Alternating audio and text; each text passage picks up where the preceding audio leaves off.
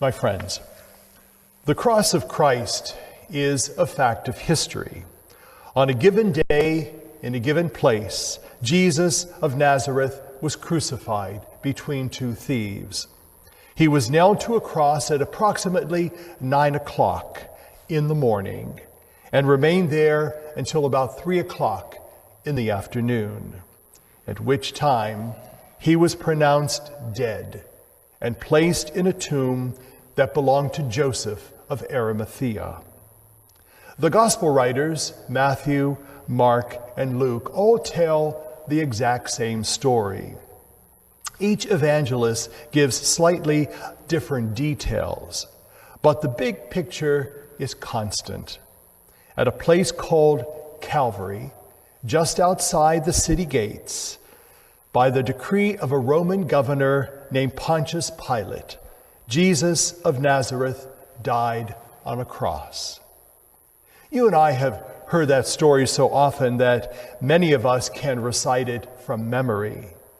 But it happened so long ago and so far away that oftentimes we wonder what it has to do with our lives here and now. So why do we focus our attention on the cross of Christ? What has his dying got to do with our living?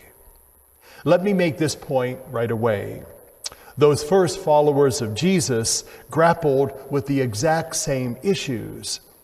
Many of them witnessed the crucifixion of Jesus with their own eyes. They were shocked and horrified. Then before the shock wore off, they experienced another shock, his resurrection.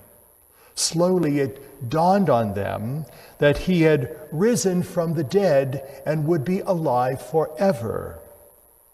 But that cross cast a spell on their lives that they somehow could never forget. Let's face it, the cross says something about the true nature of sin, but it also says that there are those people who are willing to pay the price for our sins. And that is what Jesus did. You know, the cross was not forced upon him. He accepted it voluntarily. He has led the way, and others have followed. There are actually people in this world who will take upon themselves the burdens of this world and lay down their own lives for it. The bottom line is this.